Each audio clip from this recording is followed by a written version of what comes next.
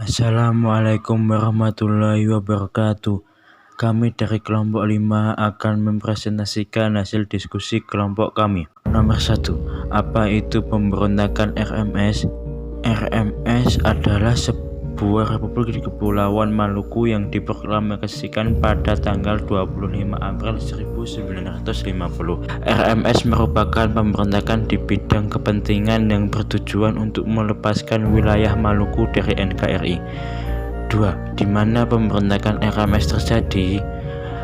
RMS berpusat di wilayah selatan Maluku atau Ambon. 3. Siapa tokoh yang terlibat dalam pemberontakan RMS? 1.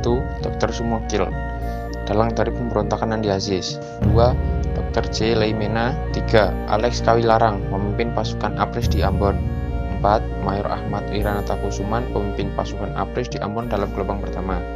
5. Letkol Slamet Riyadi, pemimpin pasukan APRIS di Ambon dalam gelombang ketiga. 6. Mayor Suryo Subandrio, pemimpin pasukan APRIS di Ambon dalam gelombang ketiga. 4. Mengapa pemberontakan RMS terjadi? Pemberontakan RMS terjadi karena adanya anggapan bahwa bergabungnya Maluku ke dalam NKRI akan memicu masalah. Manusama, salah seorang tokoh RMS, menyebar semangat anti pemerintah dengan menyebut bahwa orang Maluku tidak mau dijajah oleh orang Jawa. 5. Bagaimana kronologi terjadinya pemberontakan RMS?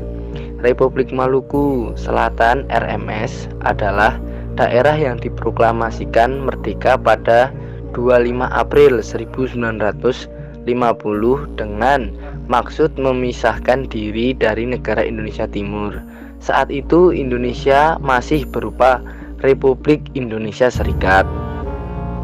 Namun oleh pemerintah pusat, RMS dianggap sebagai pemberontakan dan setelah misi damai gagal, maka RMS ditumpas tuntas pada November 1950. Sejak 1966, RMS berfungsi sebagai pemerintahan di pengasingan Belanda. Pada 25 April 1950, RMS hampir atau nyaris diproklamasikan oleh orang-orang bekas prajurit KNIL dan pro Belanda yang diantaranya adalah CHR Soumokil, bekas Jaksa Agung Negara Indonesia Timur, yang kemudian ditunjuk sebagai Presiden HR J.A. Manusama dan J.H. Manuhutu.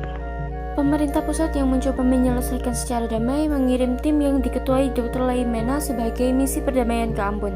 Tetapi kemudian misi yang terdiri dari para politikus, pendeta, dokter, dan wartawan gagal dan pemerintah pusat memutuskan untuk menumpas RMS lewat kekuatan senjata. Dibentuklah pasukan di bawah pemimpin Kolonel A.A. Kawilarang. Pada 14 Juli 1950, pasukan ekspedisi APRIS atau TNI mulai menumpas pos-pos penting RMS. Sementara RMS yang memusatkan kekuatannya di Pulau Seram dan Ambon juga menguasai perairan Laut Maluku Tengah, memblokade dan menghancurkan kapal-kapal pemerintah. Pemberontakan ini berhasil digagalkan secara tuntas pada bulan November 1950. Sementara para pemimpin RMS mengasingkan diri ke Belanda. Pada 1951, sekitar 4.000 orang Maluku Selatan, tentara KNIL beserta keluarganya mengungsi ke Belanda yang saat itu diyakini hanya untuk sementara saja. RMS di Belanda lalu menjadi pemerintahan di pengasingan. Pada 29 Juni 2007, ada beberapa pemuda Maluku mengibarkan bendera RMS di hadapan Presiden Susilo Bambang Yudhoyono pada Hari Keluarga Nasional di Ambon. Pada 24 April 2008, John Watilete, Perdana Menteri Pemerintahan RMS di pengasingan Belanda, berpendapat bahwa mendirikan republik merupakan sebuah mimpi di siang hari bolong. Dalam peringatan 58 tahun proklamasi kemerdekaan RMS yang dimuat pada harian Algemeen Dagblad yang menurunkan tulisan tentang antipati terhadap Jakarta menguat.